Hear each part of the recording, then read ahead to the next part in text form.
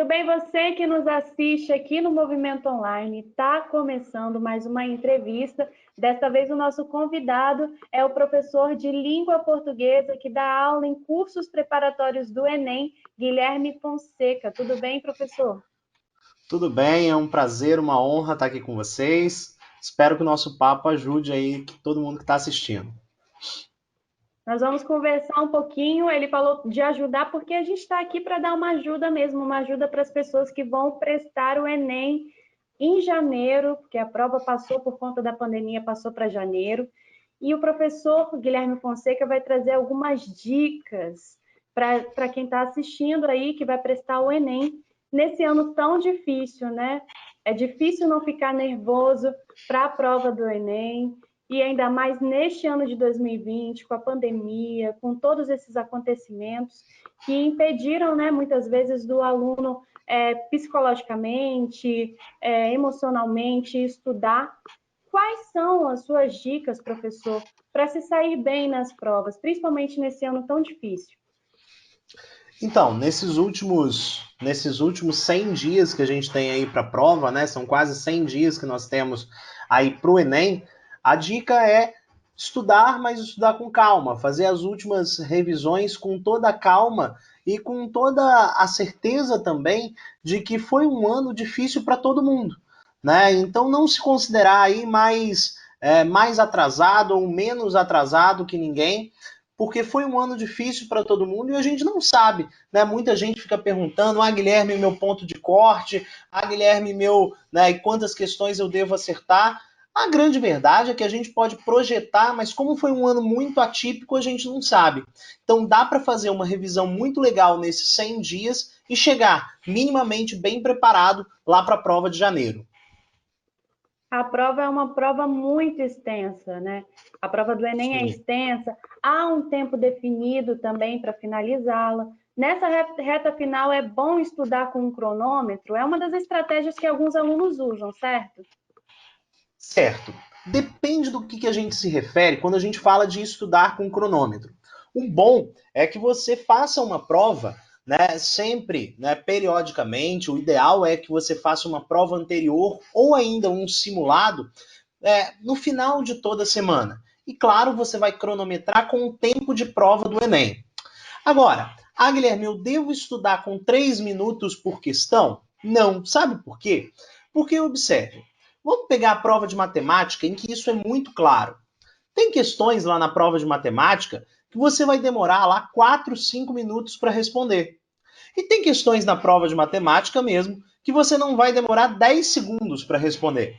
Então veja, 3 minutos por questão é o tempo médio. Se a gente se apegar a isso, a gente vai ter um desespero muitas vezes sem necessidade, né? O legal é que você faça simulados para sim controlar o tempo que você gasta numa prova toda. Então eu devo lá marcar para o primeiro dia 5 horas e meia, para o segundo dia 5 horas, como é o tempo aí previsto para o Enem. E o que fazer primeiro? Chega na hora da prova, tem lá a redação, tem o caderno de questões. O que fazer primeiro? Qual o aluno deve optar na hora de fazer a prova e por quê, professor? Show! Quando a gente tem lá a prova de redação, né, que é junto com a prova de linguagens e ciências humanas, é claro que assim, o que eu vou fazer primeiro depende, lógico, da maneira como você veio estudando durante o ano, fazendo simulados durante o ano. Há muitos que preferem fazer a redação primeiro para já, né, se livrar daquilo para poder ir fazer as questões. Há muitos que preferem fazer só no final porque tem medo de gastar mais tempo do que deveriam. E aí, claro, né, é por isso que os treinos são tão importantes antes. Mas, o que eu aconselho? Que você chegue na prova, leia o tema da redação, tenha alguma tempestade de ideias lá, faça o seu rascunho de introdução, desenvolvimento e conclusão, mas que só ao final da prova você escreva a sua redação em si. Porque quando a gente projeta e logo faz o texto, a gente não tem o tempo de análise e às vezes se arrepende do que escreveu, ou às vezes a própria prova objetiva te lembra e te dá alguma ideia de recurso argumentativo. Então, é muito legal que você faça isso, que você leia o tema, faça o rascunho e depois você volte para escrever a redação. Lembrando sempre que nós temos 1 hora, em média, de tempo disponível para redação. A gente começou a falar um pouquinho da redação e o professor falou sobre o tema, né? Que é sempre um mistério. Todo ano é um mistério, as pessoas ficam ansiosas para saber, né? Mesmo aquelas que não estão prestando o Enem, ficam ansiosas para saber qual é o Sim. tema discutido. E esse ano foi um ano muito turbulento, né, professor Guilherme? Teve muitos temas aí rodando, a questão da pandemia. Existe alguma dica aí para o aluno de possibilidade de tema para essa prova do Enem? Então, é importante que a gente entenda que a prova do Enem não é uma prova que se estrutura tão baseada nos últimos fatos que estiveram em alta no país. Então, por exemplo, às vezes o aluno pergunta: Ah, Guilherme, é provável que caia a pandemia? É claro que pode cair, né? Porque virou um tema social importante. Mas é provável? Não, não é provável. Né? Não é provável que caia a pandemia por 2 motivos. Primeiro, porque é muito óbvio, né? É muito óbvio que cai a pandemia e o Enem tem cada vez mais procurado fugir do óbvio. E segundo, que o Enem nunca teve esse hábito de colocar coisas que estão tão na ordem do dia, no sentido de ter saído naqueles meses ou naquele ano. É claro que é sempre um assunto social de grande relevância, grande importância, um assunto que está acontecendo, mas não é um assunto que necessariamente tenha ocorrido algo pontual naquele ano. Portanto, a grande dica é que você estude por todos os eixos temáticos, que você estude por ali todos os eixos temáticos do Enem, né, e faça uma redação, pelo menos, de cada um deles, porque um deles certamente vai cair na prova. É claro que aqui a gente pode traçar algumas apostas. A gente pode falar do saneamento básico, que foi um tema que esteve no Senado e esses temas têm bastante relevância. Nós podemos falar do debate do patriotismo e do nacionalismo no Brasil contemporâneo. Nós podemos falar da própria questão do sistema de saúde pública, podemos falar da questão do meio ambiente, né, da questão da destruição do meio ambiente, que tem muito tempo que não cai, mas a grande dica é justamente você estudar, aí fazer uma redação de variados eixos temáticos. Ótimo, Guilherme. A gente está falando um pouquinho da redação, então vamos passar para o que não fazer, né? Já que você falou sobre o que fazer, principalmente com relação ao tema, o que não fazer de jeito nenhum na hora de escrever uma redação. Se baseando nos erros que geralmente acontecem nas provas do Enem, das últimas edições, o que não fazer de jeito nenhum. Show de bola. O que eu não posso fazer de jeito nenhum na prova do Enem?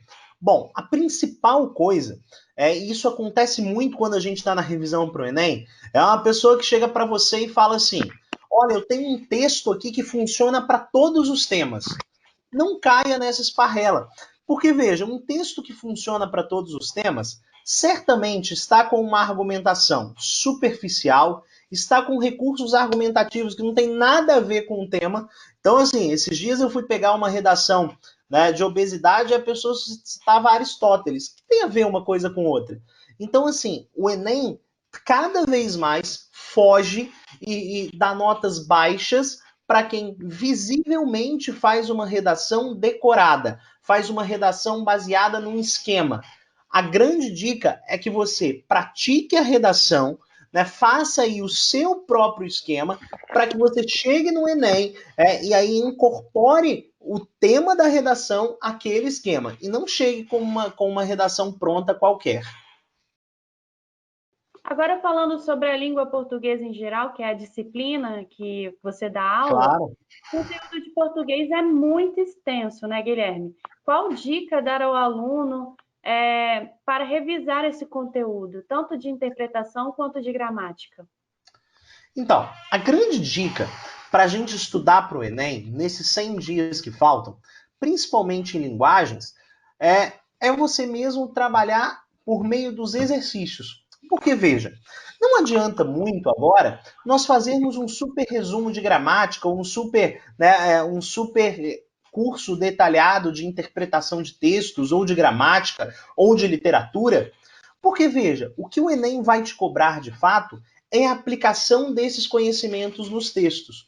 Portanto, o ideal é você fazer exercícios aí que tragam, né, exercícios por matéria, divididos por matéria, e que vocês, principalmente depois desses exercícios, você vá diretamente no que você errou e revise aquele aspecto da matéria. É a maneira mais eficiente de você revisar nesses 100 dias que faltam para a prova. Muito bem, está chegando ao fim da nossa entrevista. Show de E bola. agora, deixa aquele recadinho aí para o estudante, para a pessoa também, que às vezes não é um estudante, não está na sala de aula, mas vai fazer a prova do Enem, que está nos assistindo aqui no Movimento Online. Show de bola.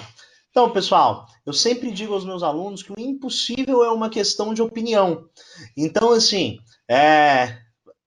quando você, muitas vezes desse ano, eu tenho certeza, você pensou logo no meu ano, logo no momento em que eu ia fazer o Enem, logo no momento em que eu ia fazer uma prova de concurso, e você pensou em desistir certamente porque pensou que era impossível. E, né, a música e a vida nos mostram que o impossível não é um fato, ele é só uma opinião. Né? O impossível não é uma realidade absoluta até o momento que se chega lá. Né? Então, o impossível não é um fato, ele é só uma opinião. Espero que nesses 100 dias você adquira essa opinião, né, a opinião do possível para você, e que você faça aí uma excelente prova, né, baseado nisso, baseado de que considerar que aquilo é impossível não vai nos ajudar em nada. O jeito é ter confiança para fazer uma excelente prova. Por isso, desejo aí uma excelente prova para você. Ótima mensagem aí para as pessoas que vão prestar o Enem em janeiro. Muito obrigada, professor Guilherme, pela sua disponibilidade e estar Eu aqui que dando agradeço. dicas no Movimento Online, nesse momento tão importante, né? Uma prova do Enem muito importante, de um ano marcante para todos nós, né? Não só aqui no Brasil, mas no mundo, apesar de ser um exame nacional, né? Com certeza. Eu que agradeço, muito obrigado pelo convite. Espero que vocês tenham gostado da entrevista e até a próxima. Até a próxima e boa sorte para você que vai fazer o Enem. Até mais.